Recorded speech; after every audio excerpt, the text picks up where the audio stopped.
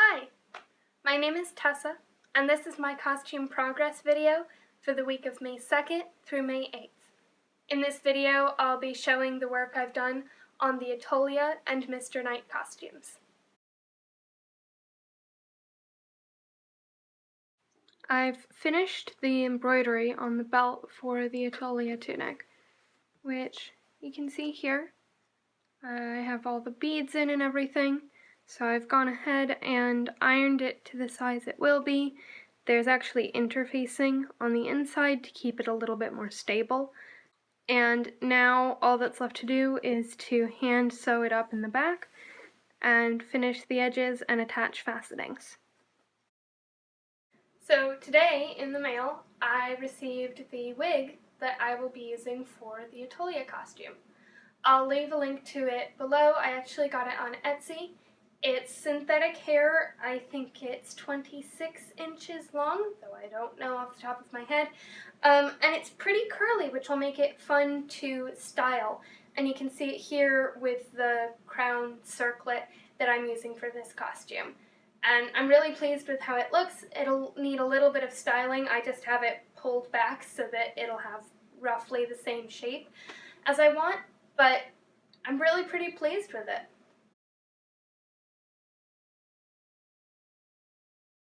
Here you can see me sketching out the star layout for the mock-up. Each dot is where a light will go, and I'm actually using a picture of the night sky from NASA's website to get a rough idea of what I want it to look like. Obviously, this isn't exact. It's partially based on what I think will look good, but I do want it to still have the feel of stars. Using the layout and the dots I sketched out in the last clip, I'm now putting the lights in as the stars. This is a little tricky because pulling them through the hole requires a big enough hole that they'll fit, but it also stretches the fabric out, and so the hole gets bigger the more you work with it.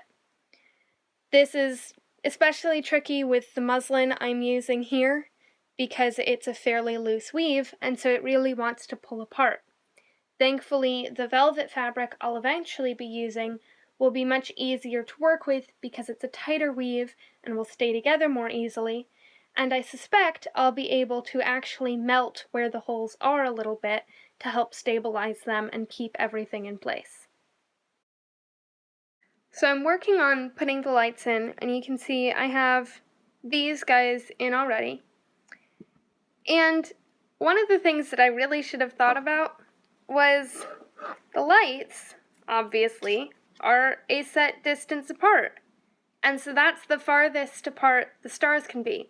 Now, I didn't think of that. So my star design is a little bit useless because a lot of them are just too far apart. So I'm kind of having to approximate and fudge it a little bit. But this is a good thing to learn for the velvet, is that I really need to go through and pin the lights in place before I start actually putting them in and poking holes in the fabric, so that I know exactly how much space can be between each one.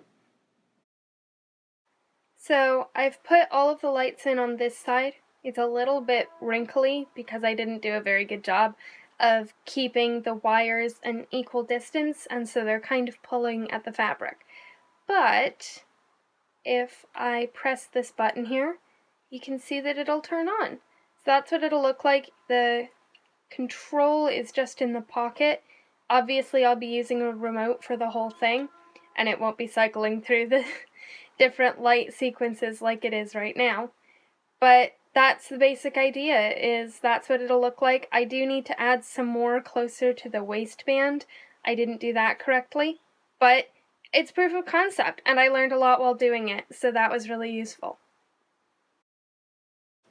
One of the things I've been waiting on with the Mr. Knight project is the fabric, because until I have that, the only thing I can do is testing with cheap muslin.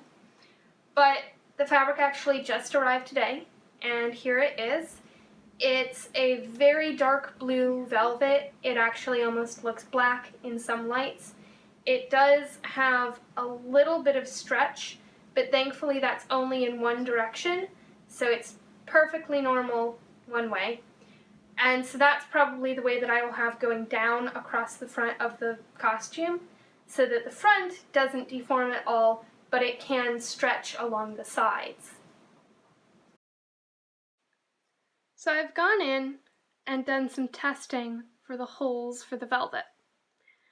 Now, when I was originally putting the lights into the muslin, I had a lot of problems with the fabric kind of pulling apart.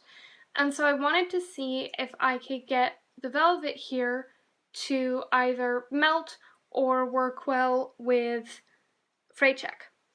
So the first option I went with was an iron to see if I could get it to melt that way, which you can see here, it still kind of pulls apart, but it's pretty crispy. And I actually went in on this one and tried it with a candle flame as well.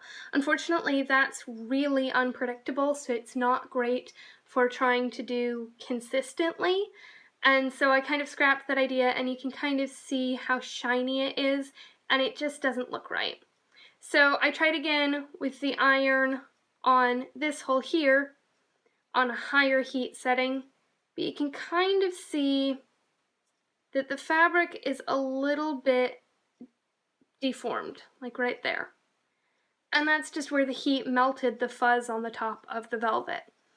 And it really didn't do enough to seal the hole, so I ended up going in with a fray check, which is here, and coated this hole here in that to see if I could make it work.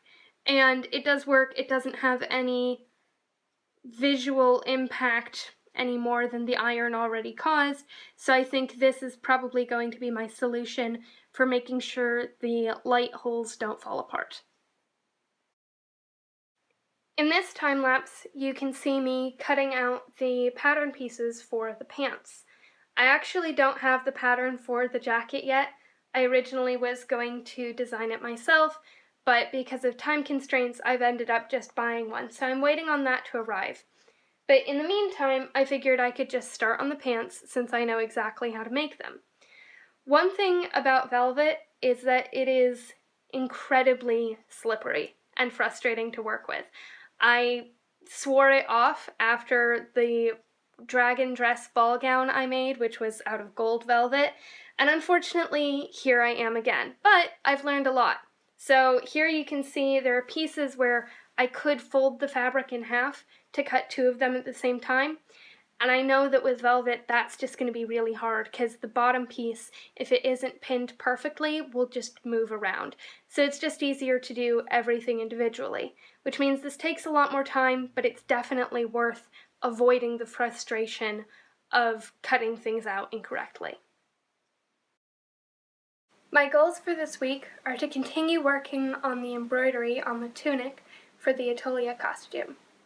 I also would really like to get around to styling the wig for that, though we'll see if I have time, since that's a fairly time-intensive process. I also hope to finish sewing the pants in the velvet for the Mr. Knight costume, and as a stretch goal, I'd really like to see if I can get all of the lights in. Thank you so much for watching. If you liked this, you can check out more of my work at my portfolio, which is eds-costumes.com. And I'll also be posting videos and updates on Tumblr and YouTube, both of which will be linked in the description.